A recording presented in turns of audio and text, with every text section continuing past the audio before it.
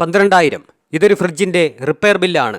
ഇതിനു പുറമെ ഉള്ളിലെ മീനും പാലും പച്ചക്കറികളുമെല്ലാം ചീഞ്ഞു പോയതിന്റെ 2,000 മുതൽ 3,000 രൂപ വരെ നഷ്ടം വേറെ. ടെക്നീഷ്യൻ പറയുന്നത് കംപ്രസർ കത്തിയമർന്നു. ഒരൊറ്റ ദിവസം 15,000 രൂപ നഷ്ടം. കേരളത്തിൽ ഓരോ സമ്മറിലും ഇത് ആയിരക്കണക്കിന് വീടുകളിൽ സംഭവിക്കുന്നുണ്ട്. പുറത്തെ ചൂട് 35 ഡിഗ്രി സെൽഷ്യസ് കടക്കുമ്പോൾ ഫ്രിഡ്ജ് കംപ്രസറിന്റെ ഭാരം ഇരട്ടിയാക്കും. ഉള്ളിൽ തണുപ്പ് നിലനിർത്താൻ അത് പണ്ടത്തേക്കാൾ കൂടുതൽ കഷ്ടപ്പെടേണ്ടി വരും. ഈ സമയത്താണ് കംപ്രസർ തകരാർ ഏറ്റവും കൂടുതൽ റിപ്പോർട്ടാകുന്നത്. പക്ഷെ ഒരു സത്യമുണ്ട്, ഒരു ഫ്രിഡ്ജ് ഒരൊറ്റ ദിവസം പെട്ടെന്ന് നശിക്കില്ല. അത് പോകുന്നതിന് ആഴ്ചകൾക്ക് മുമ്പ്, ചിലപ്പോൾ മാസങ്ങൾക്ക് മുമ്പ് 5 അപകട സൂചനകൾ തരും. ആ സൂചനകൾ ശ്രദ്ധിക്കാത്തത് കൊണ്ട് മാത്രമാണ് ആ 15,000 നഷ്ടം ഉണ്ടായത്. ഈ സൂചനകൾ ഒളിഞ്ഞിരിക്കുന്നതല്ല. നിങ്ങൾ കേൾക്കും, കാണും, തൊട്ടറിയും. ശ്രദ്ധിക്കുക മാത്രം ചെയ്യണം. ഒരു ബൈറേറ്റ് ഓഡിറ്റർ എന്ന നിലയിൽ ഇന്ന് ഞാൻ ആ 5 അപകട സൂചനകൾ വ്യക്തമാക്കും. ഇന്ന് 500-ന്റെ ഒരു സർവീസ്, നാളെ 15,000 നഷ്ടം ഒഴിവാകും. കേരളത്തിൽ ഓരോ കുടുംബത്തിനും ഈ സമ്മറിൽ ഇത് അറിഞ്ഞിരിക്കേണ്ട കാര്യമാണ്. ഒന്നാമത്തെ അപകട സൂചന, കംപ്രസർ ഒരിക്കലും നിൽക്കുന്നില്ല. ഇതാണ് ഏറ്റവും സാധാരണവും ഏറ്റവും ഇമ്പോർട്ടന്റുമായ മുന്നറിയിപ്പ്. ആരോഗ്യകരമായ ഒരു ഫ്രിഡ്ജിന്റെ ഹൃദയമിടിപ്പ് ഇങ്ങനെയാണ്. ഏകദേശം 20 മുതൽ 30 മിനിറ്റ് വരെ ഓടും. പിന്നെ ഏകദേശം അത്രയും സമയം വിശ്രമിക്കും. സമയത്തിന്റെ ഏകദേശം പകുതി ഓടും, പകുതി റെസ്റ്റ് ചെയ്യും. കേരളത്തിൽ സമ്മറിൽ ചൂട് കൂടുമ്പോൾ കംപ്രസർ അല്പം കൂടുതൽ സമയം ഓടും. ഇത് നാച്ചുറലാണ്. ചൂട് കൂടുതലായതുകൊണ്ട് ഉള്ളിൽ തണുപ്പ് നിലനിർത്താൻ കൂടുതൽ ശ്രമിക്കേണ്ടി വരും. പക്ഷെ വിശ്രമം തന്നെ ഇല്ലാതാകുന്നത് ഇത് സ്വാഭാവികമല്ല. ഇതൊരു അപകടമണിയാണ്. ഇന്ന് ഈ ഒരൊറ്റ കാര്യം ചെയ്യൂ. കിച്ചണിലെ ശബ്ദങ്ങളൊക്കെ നിർത്തൂ. ഫ്രിഡ്ജിന്റെ പിറകിൽ ചെന്ന് 30 ചെവി കൊടുത്തു നോക്കൂ.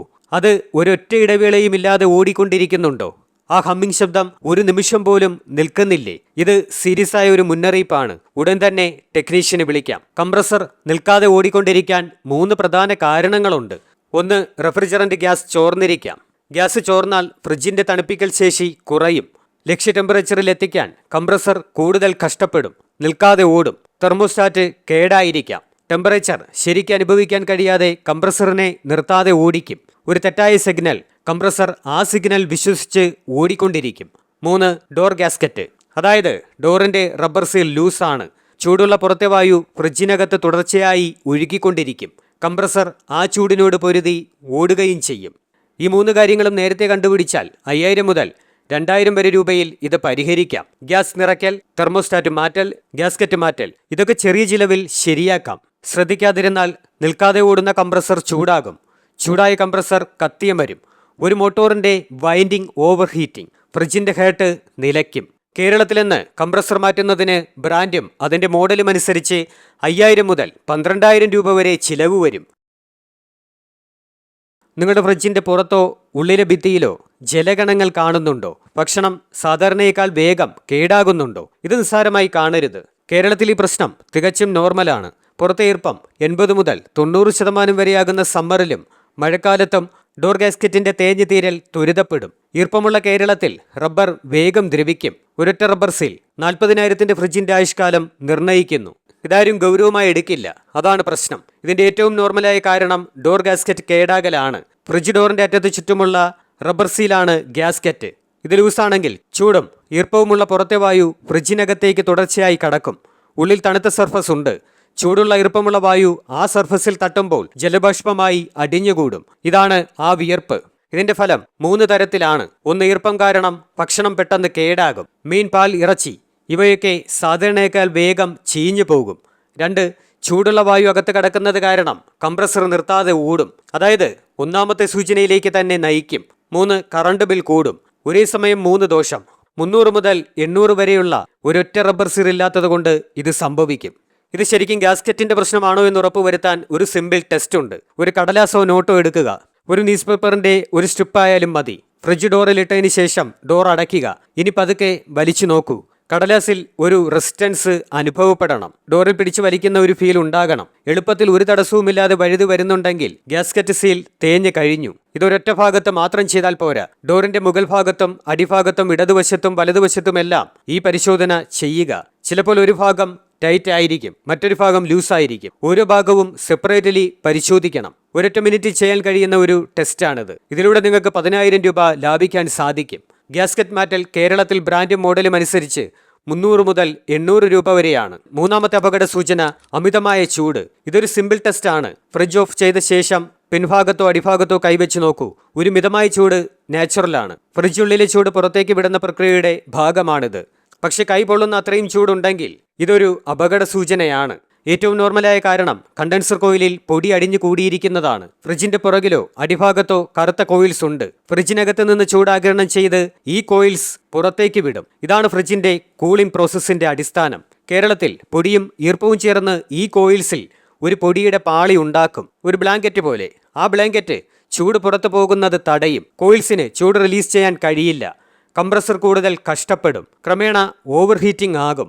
ഒടുവിൽ കത്തിയമരും. കണ്ടൻസർ കോയിലിൽ പൊടിയടിഞ്ഞു കൂടിയാൽ ഫ്രിഡ്ജിന്റെ ഊർജ്ജ ഉപഭോഗം 15 മുതൽ 30% വരെ വർദ്ധിക്കും.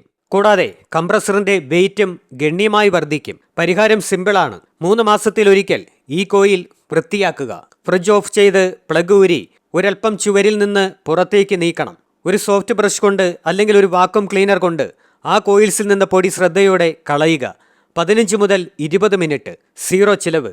ഒരു ടെക്നീഷ്യന്റെ ആവശ്യവുമില്ല. ഇതാർക്കും വീട്ടിൽ ചെയ്യാവുന്നതാണ്. 4ാമത്തെ അപകട സൂചന, അസ്വാഭാവികമായ ശബ്ദങ്ങൾ. ഫ്രിഡ്ജ് ഓണാകുമ്പോൾ പിൻഭാഗത്ത് നിന്ന് ഒരു ക്ലിക്ക് ശബ്ദം കേൾക്കുന്നുണ്ടോ? അല്ലെങ്കിൽ ഫ്രിഡ്ജ് തണുക്കുന്നില്ലേ? ഇത് ശ്രദ്ധിക്കൂ.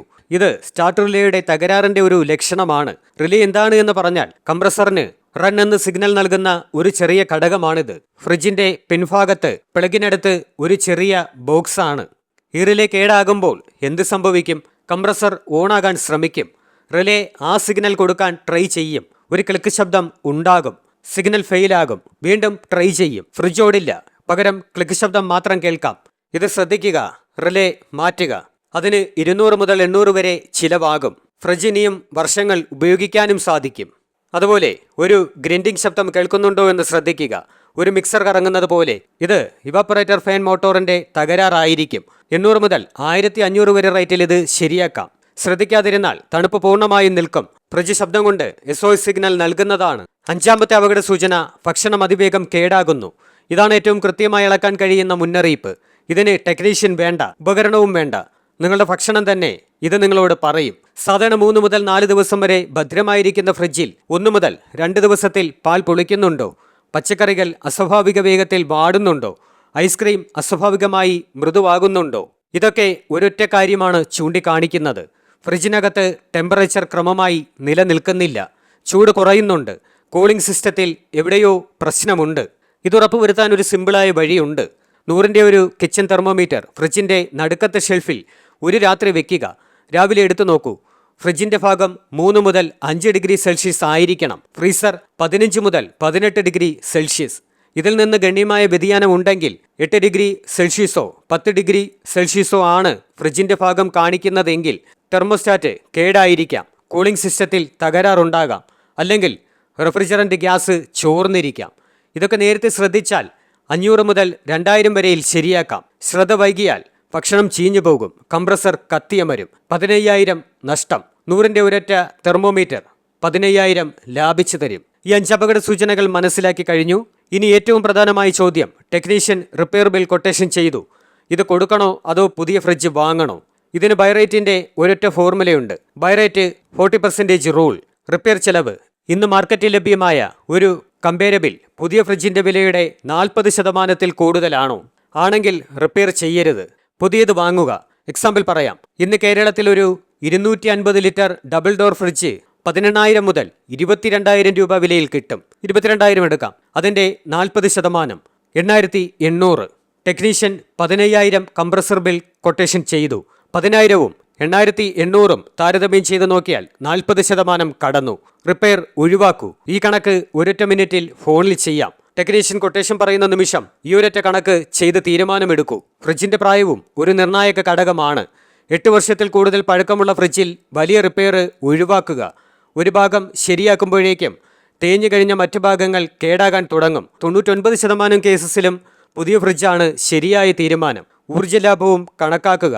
10 വർഷം പഴക്കമുള്ള 3 സ്റ്റാർ നോൺ ഇൻവെർട്ടർ ഫ്രിഡ്ജ് ഇന്ന് ലഭ്യമായ 5 സ്റ്റാർ ഇൻവെർട്ടർ ഫ്രിഡ്ജിനേക്കാൾ 30 മുതൽ 50% വരെ കൂടുതൽ വൈദ്യുതി ഉപയോഗിക്കും. കേരളത്തിൽ ഒരു വർഷം 3000 മുതൽ 5000 വരെ അധിക കറണ്ട് ബിൽ. പുതിയ ഫ്രിഡ്ജിന്റെ അധിക ചെലവ് 3 മുതൽ 4 വർഷം കൊണ്ട് ഈ ലാഭത്തിൽ തിരിച്ചു കിട്ടും. ഞാനിവിടെ ഒരൊറ്റ ബ്രാൻഡ് ശുപാർശ ചെയ്യുന്നില്ല. കമ്മീഷന് വേണ്ടി പറയുന്നില്ല. ഡിസ്ക്രിപ്ഷനിലുള്ള ലിങ്ക് ബൈറേറ്റിന്റെ criteria, star rating, service network, warranty ഇവ അടിസ്ഥാനമാക്കി ഓഡിറ്റ് ചെയ്ത് തിരഞ്ഞെടുത്തവയാണ്. ആ ലിങ്ക് ഉപയോഗിച്ചോ അല്ലാതെയോ നിങ്ങൾക്ക് തീരുമാനമെടുക്കാം. അതാണ് ബൈറേറ്റിന്റെ ഒരേയൊരു ലക്ഷ്യം.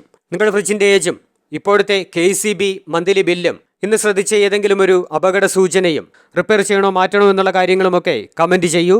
ഞാൻ റിപ്ലൈയിലൂടെ അത് കണക്കാക്കി പറഞ്ഞു തരാൻ ശ്രമിക്കാം.